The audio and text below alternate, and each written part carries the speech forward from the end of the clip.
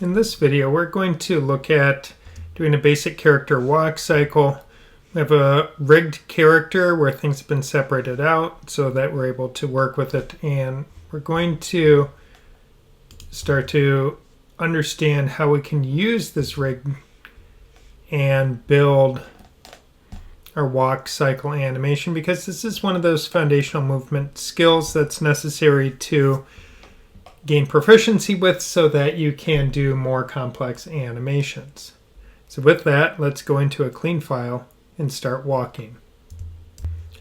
So to get going, first we're going to just learn about the rig here so we understand a little bit about how things are constructed so that we can work with it.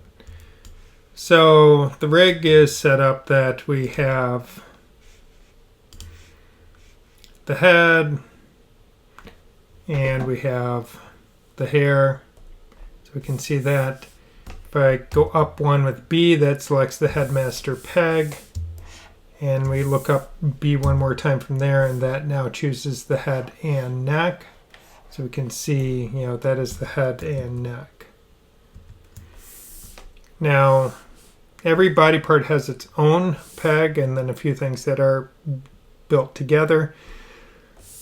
So the hips are set up with a belt done separately, but so that they can be animated. If you needed to adjust the shape of them, you could do so independently. So the belt is its own item, but it groups with the hips. And of course, now we move into an arm. We can see we have hand, B brings me up to the lower arm, B brings me up into the arm master. So there is both a front arm and a back arm. That's why it will be useful to keep your node view up so you can choose the back arm. It looks like I chose the same thing, but we can see there it is. The back arm, all the colors have been tinted a little bit kind of bluish purple so that we can differentiate between the two a little bit easier. Now if we move down the body, we can see if I select the foot, you can see that shows the front foot, B lower leg, B leg master, that chooses the whole leg. If I click on the other leg master, we can see then that moves that leg. So we're able to move both a back leg and a front leg. I can move the entire upper body here, so I can hinge at the waist, so we have some flexibility of character. We can see if we go too far, things start to break and we'll have to adjust shapes or move positions around so that we're not completely broken with our characters here. So let's just kind of undo all of that and we will get started. Now I've set up two lines here to kind of represent the ground of where the character is going to be walking. Now there's a couple of ways to build walk cycles. One is that you build it so your character is, you just animate it across the screen. The other is if you actually want to create a repeatable cycle that you can just have it walking over, copy pasting in the keyframes for that. What we will end up doing is we will end up adding a second peg. That will be a walking peg once we have our character walking. So we're going to use the treadmill approach of getting our character walking in place. Then we'll add a second peg to control the locomotion of our character across our whole scene. So that means we need to figure out the poses. Now, the nice part when doing walk cycles, especially from a profile view, which is generally the easiest way to understand it, is that we set it up where we have some reference to go on here. So I've borrowed an image from the Richard Williams Animator Survival Kit book that has our key poses that we would be looking at. Let's just adjust our screens a little bit more so that we can see. And we'll just disable the character for now. So the key poses that we're looking at, we have the down pose or contact pose where the heel and toe are striking. We have the down pose, which is where we've now planted the foot and our hips are going down. Notice the hips and head follow these same curving, arcing direction. So they're starting, and we're at our lowest point on down, we're at our highest point on up, where contact, pass through, and then the opposite leg contact are all kind of about at the same level. So we can see, I mean, pass through is a little bit higher as we're raising up, but up and down are at the extremes. So from contact, the weight sinks down, and then as you swing that leg forward and swing the opposite arm back, so arms and legs are always moving in opposite directions. So if left arm is back, left leg is forward, right arm is back, right leg is forward, etc. And now we can see we go from down to pass through, where we're swapping directions, up where we rise up high, and then the leg that was back is now swinging forward and up, and then contact, where we're now kind of starting that cycle over. So this is one step. Typically then this is going to be 12 frames, and then 2 steps, so a full cycle. It takes 24 frames. That's usually the easiest way to animate it out. But even easier than that, really, when you're working on pose-to-pose animation, is we just animate these poses and then the reverse poses. So because we go from contact, down, pass through, up. Now we have the opposite, contact, down, pass through, up. And then we repeat. The 25th frame will be the original contact pose. So if you do it that way, you're able to get your character walking pretty nicely. So we are going to use this as a reference. Let me just first bring our character back. Got 2 lines here representing the ground line that the character is going to walk on. And I'm going to now position this. Now it turns out that this drawing here is approximately the same size. So I can position it right on my character, or I can just position it, in front of it and use that for reference. But as I can see, the hips and legs are pretty close. So I'm going to just position that right here for my character. Now I find it's useful when we're doing this, I just turn on the center guide so that I can see that center and know that I'm pretty much lining that up with where the shoulder area would be. And now to simplify things a little bit so that I don't worry too much, what we're going to do is just lock that, so now I don't worry about, I can't select that layer. So now I can't select it, I'll move it and then relock it, etc. for the next pose. So we might as well zoom in since I have some screen real estate to work with here. And we're going to work on the pose. My advice is to first work on setting up,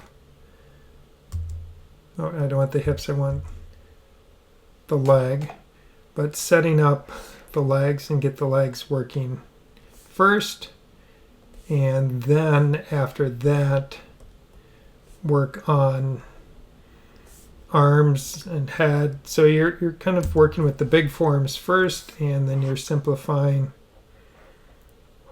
as you progress with it.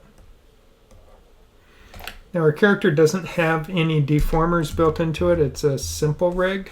So with that, we do have to take that into account. Now, this character is not going to be able to be exact. Notice my character is very upright here, but if we're walking, we're probably leaning a little bit forward.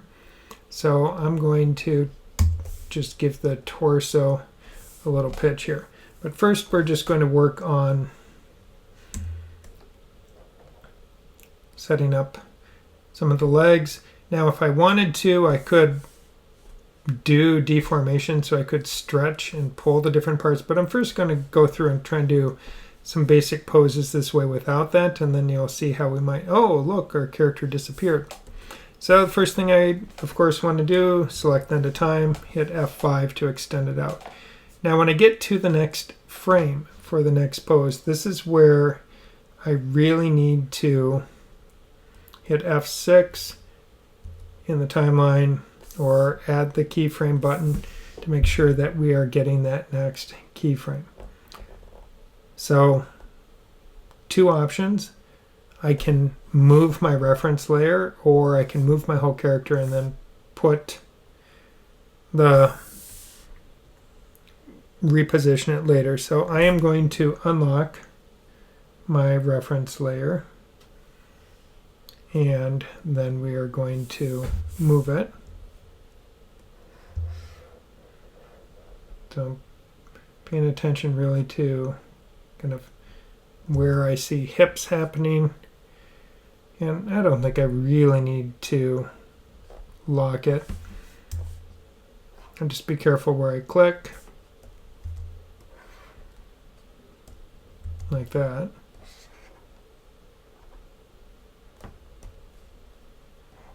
So that starts to give me that sense of, I want to go a little deeper. I want to have this with a little bit of attitude and exaggeration in it. And setting that leg really helps me to know what I'm going to need to be able to do for the other parts.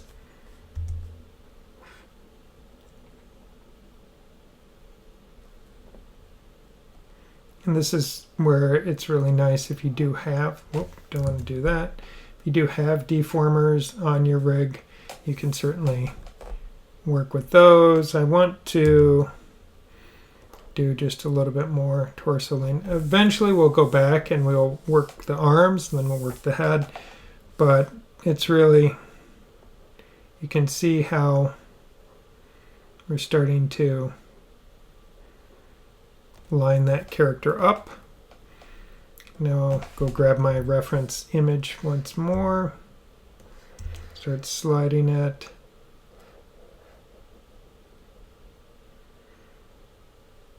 And you'll notice we're lining up the body. The feet are, again, it's like we're on a treadmill. So I know that if I click on the torso, the next thing up in the chain is the upper body. Hit B a second time, and that brings me up to the whole character. So then I can just slide up, probably not that high. Actually, we'll just straighten the leg first. And I don't want that much ankle flexion. And now we'll pull that leg back.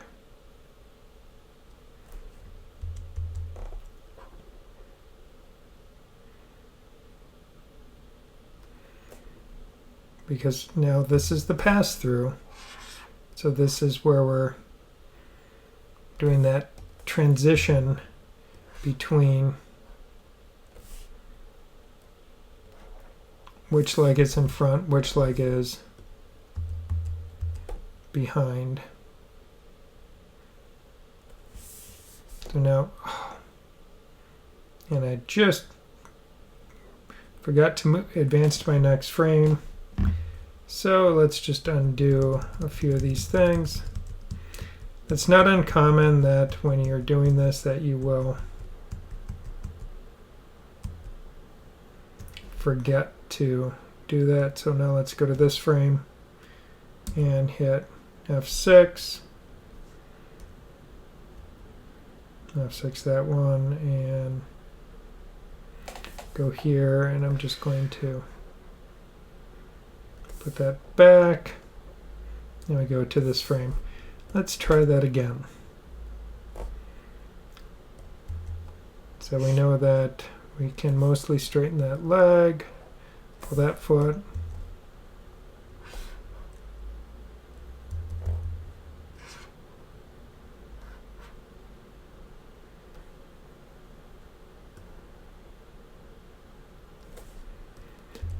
Click on that back leg.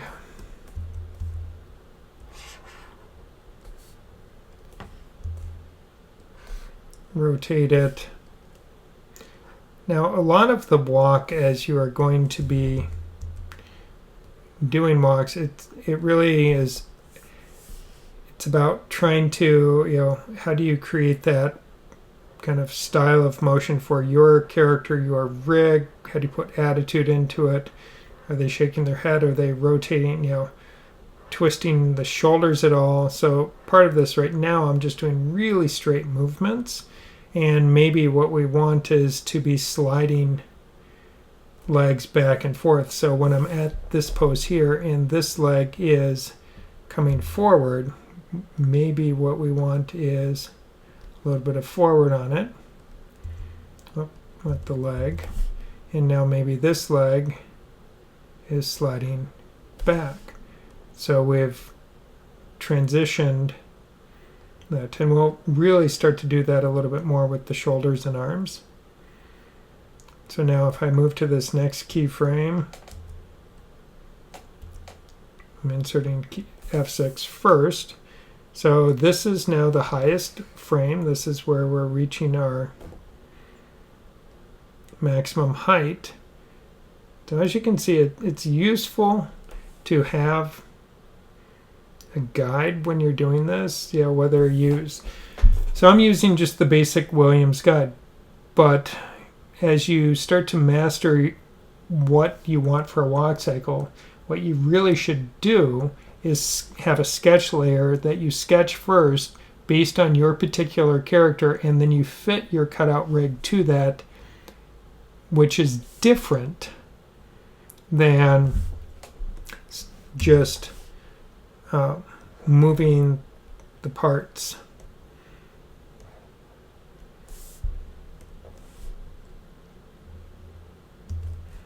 So we're really starting to get that. I'm going to just, exaggerate, a little bit of this front back going on.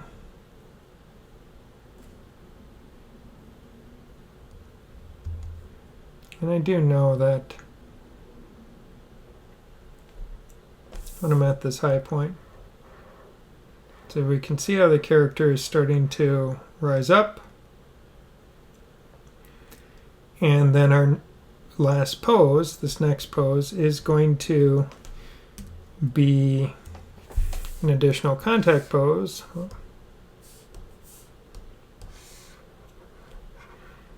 So again, if I just keep the ground where the ground is, and then we can see, where we're going to have to move the character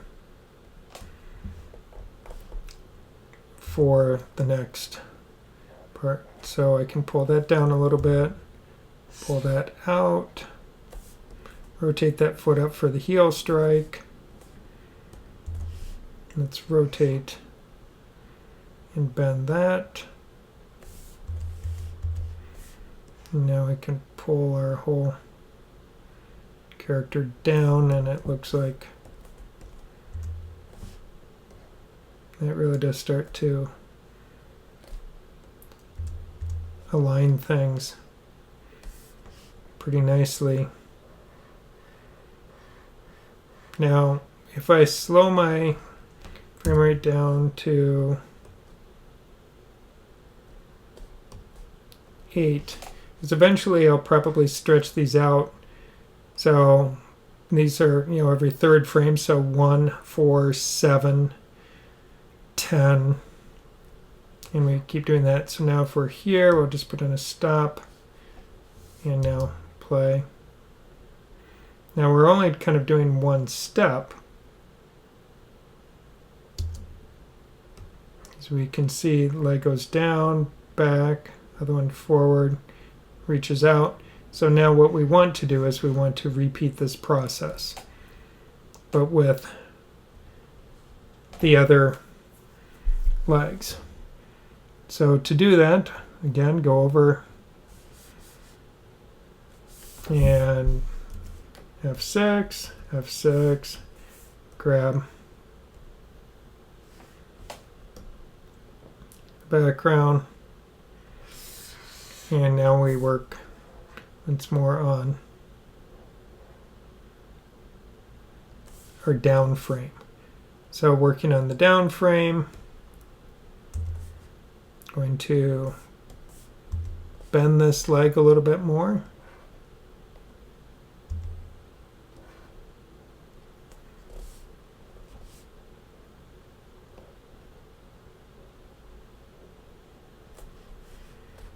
And I'll take this leg,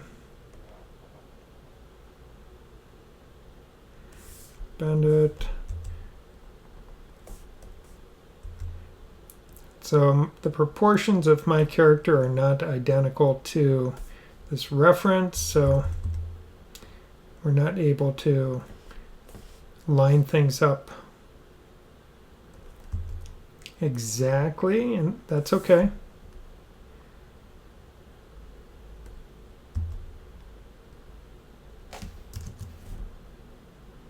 So a lot of the movements are going to be rotational in the beginning, and then you start stretching, putting in your squash and stretch to elongate. If you have deformers, you can use that as a helper. All right, so now we move over to our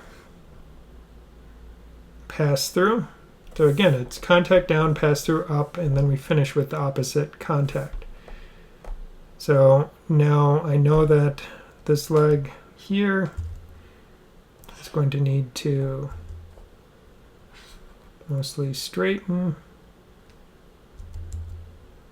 And then we pull that rig up. And then we build that pass through with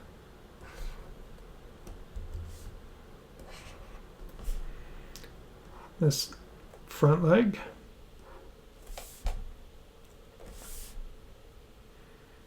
And now as this is coming forward, no, don't want the hips, I want the leg. Now I'm going to shift that leg back forward on the hips, and we'll start sliding this one back a little bit.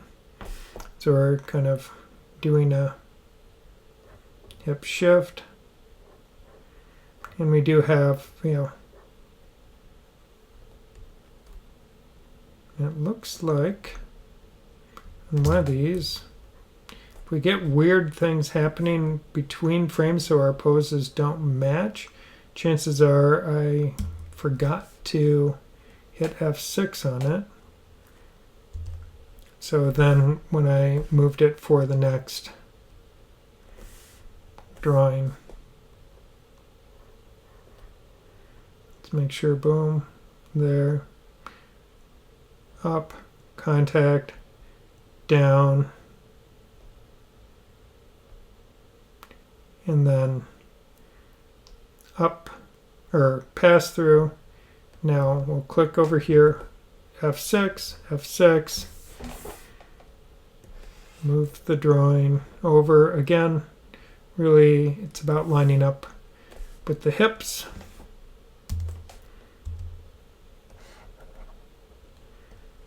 That allows us to create the least amount of slide in our character when we are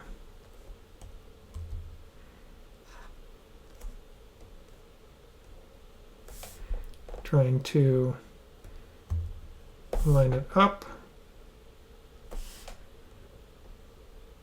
And then our first frame. So in the timeline, I can click on that keyframe and copy that. Click out here and paste it in. I'll click on this and copy that keyframe, paste it in. So it's lining up. Now if I turn off, so if I can either go to the layer here and hit deactivate, or I can click the eyeball on the other side. Both work. Let's go over to, now I'm at frame 9 there, we'll hit stop. Now that's the first frame. Now if we watch this,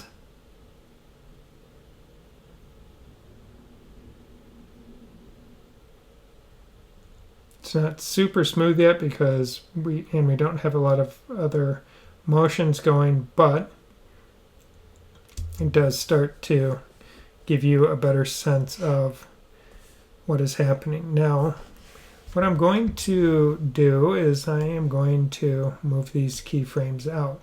So currently these keyframes are 1, so I want to have on frame 1 my starting one, then frame 4. Oh, and I highlighted 1. So when I'm trying to do this, click on the last frame and drag. I don't want to click out here because if I do this and drag, you'll see it now inserts that additional keyframe. We don't want that. So I click on the last keyframe, create a gap of 2. Click on the last keyframe,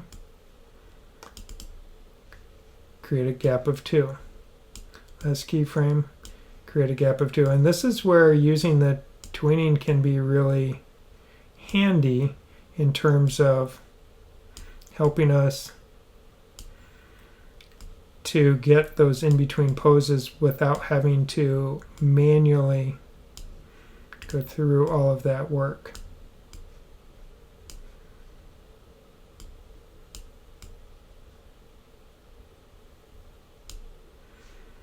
So now my last keyframe should be this frame right here, frame 24, because 25 is a repeat. Now if I watch, oh, let's change your frame rate back to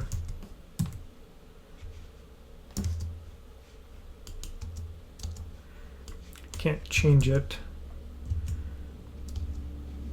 while it's going. So now we can see we have our legs are moving, and what we want to do is now put some hand motion in on our character as well, and maybe a little head movement, hair movement, etc. So we'll turn back on. So I'll turn this back on and just look at what the arms are. So remember, opposite arm for opposite leg. The arms are widest at the down position. So at my starting position, they'll be out a little bit. So select that arm, and we'll swing the arm out a little bit. And this is, on the down pose, I'm going to separate the shoulder from the body, or I'll slide the shoulder to try and exaggerate some rotation happening. Now I can put a little bend, just soften the elbow just a little bit. Oh.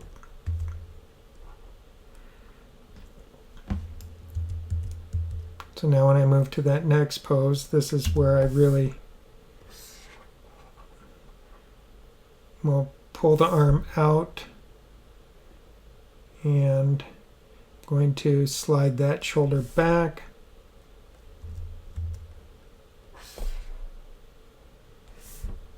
I'm going to slide that forward.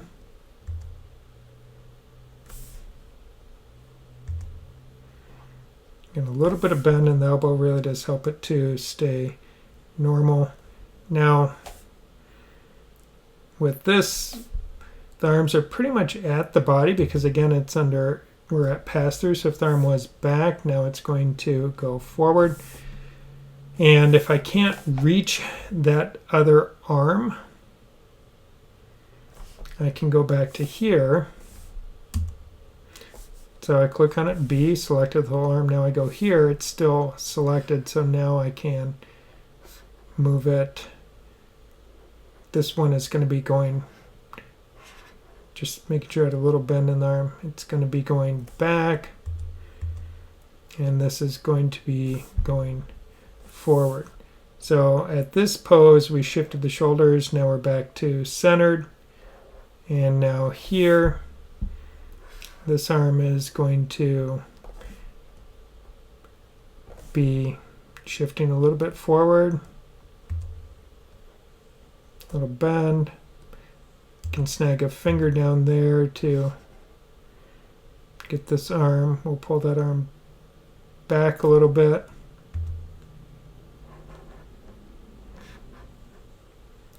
Some bend.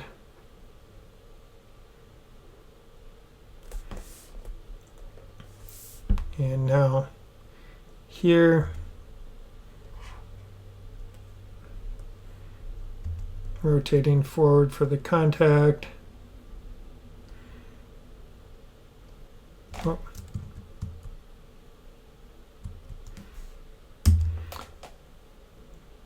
Always keep your undo handy, because you are going to need it as you accidentally grab the wrong piece. Now we're here, so we can see this is the front leg, which is going behind the body, so that means this arm has to be going forward, and this is the down pose. So what I really want to exaggerate that movement here. We'll slide that shoulder a little bit. So we can see from here, it's out. And then our next pose is going to be our pass through. So this arm, we'll let this arm still be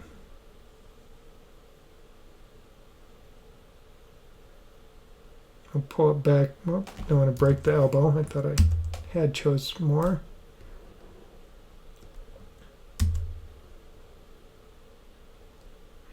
And because I can't get that arm there, let's get the back arm here.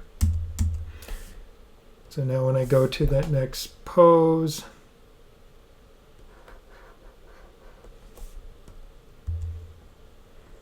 put a little bend,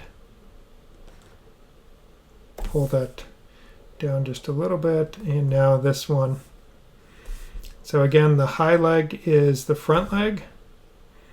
Therefore, this has to become the back arm, because remember, we're always doing opposites.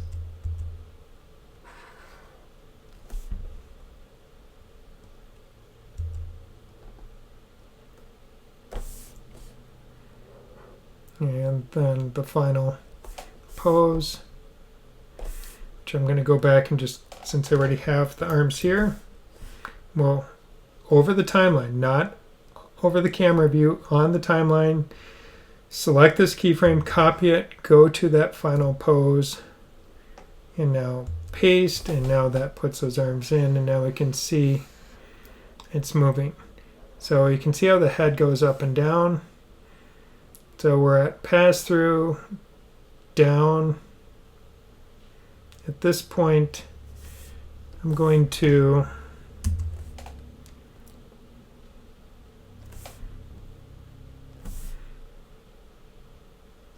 under down. So as we sink down, we're going forward.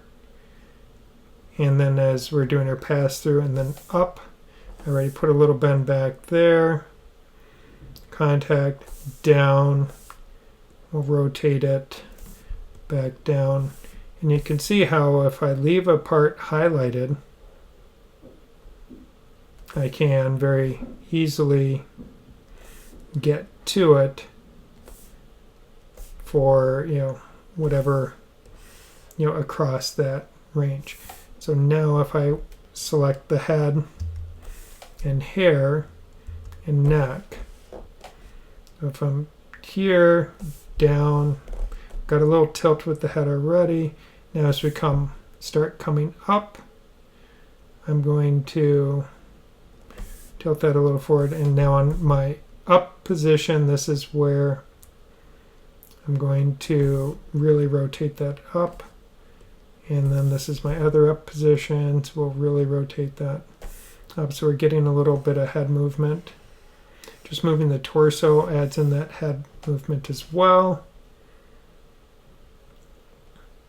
So if we turn that off and now watch, we can see how our character is walking. Now I'm taking really big steps. So our character is really kind of walking fast on this. So this is where we need to kind of finesse what that movement is.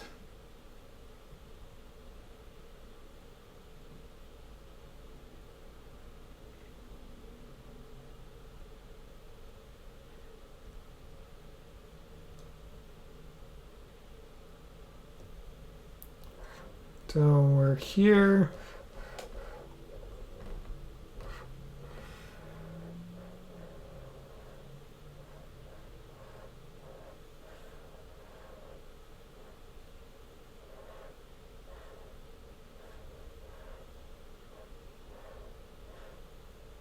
We can see how the body parts are moving in arcs. I need to pull this down a little bit, and I think this down a little bit because it's too. That's better because it was really throwing it out.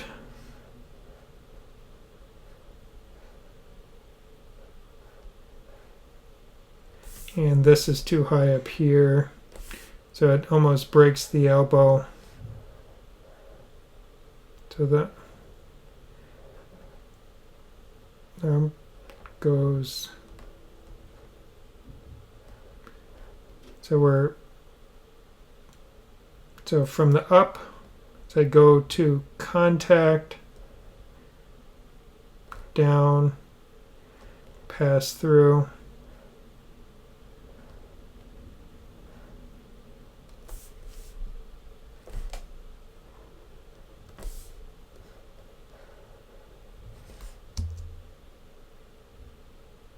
It's a little better that it's not pulling as hard.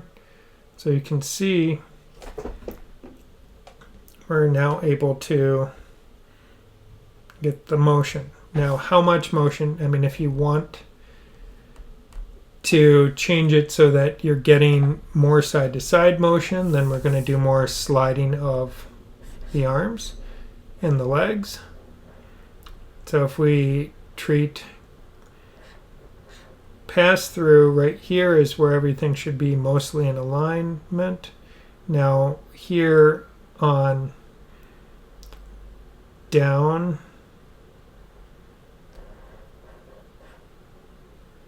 you can either on contact or down really make that the one where you do the most kind of sliding of limbs. So, you know, how much do we want to do on that? Just now we have this contact, move that forward.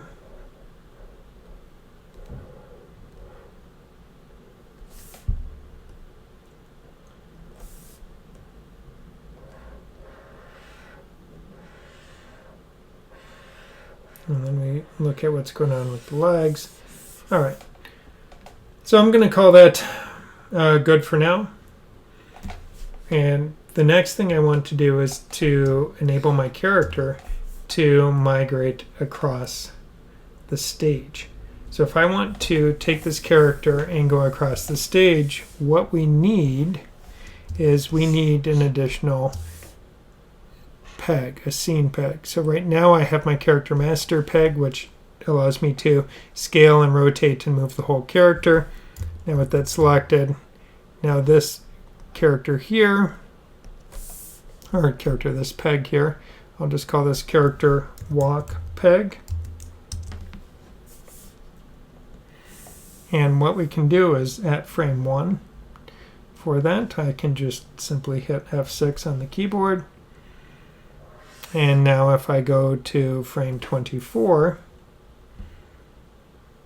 and hit F6 on the keyboard, I now will be able to move it. So if I go back to the first frame, move my character over, go to the last frame there, let's see. Well, let's just see. It's actually not too bad. Now, if we were to say shorten this up on a tip, we would see a different amount of movement. So if we just move that keyframe over so we cover that distance faster, you can see how the character really is sliding. So you're trying to find what is that optimal balance. Now, if I want to have more of this, so if I highlight these keyframes, knowing the first one and the last one are the same, so I copy that. Red frame is around the timeline, not my camera, not my node view. Now I click in the last keyframe right there. When I paste, it's going to replace the last one with the first one, which is perfect because they're the same. So I paste, and it puts it in. And now I have two steps, or two complete cycles.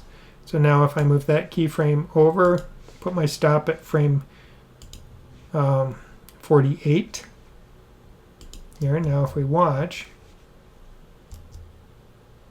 you can see how the character's walking, but they're not making enough progress for where they need to be there. So what we can do is select that, and let's move the character over. And I think that's going to be about the right.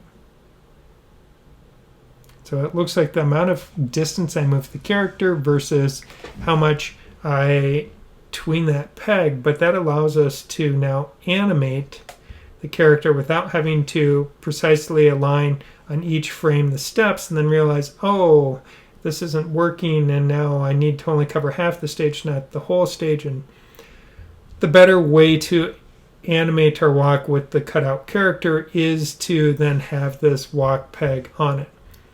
And eventually, if you had the same character you're working with time and time again, you can take this walk cycle and you can save it out as a template so you can apply these keyframes to your character rig and make your character walk without having to reanimate it each and every time. So this is a good first step that you can do to work on animating your character rig.